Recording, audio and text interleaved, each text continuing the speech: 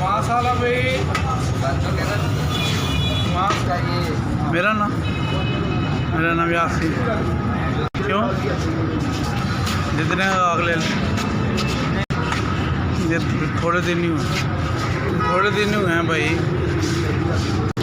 मुख्तलिफ चीज़ें बेचता हूँ मैं। 30 वाले को बेच। शादी नहीं नीली कर रहे। मेरी वालदा है, मैं हूँ और मेरी शादी हुई थी, मैं तलाक हो गया। बेटी है एक मेरी छोटी 2 साल।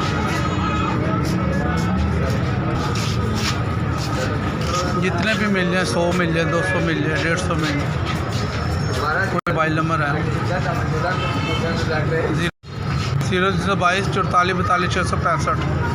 0322 44 42 665।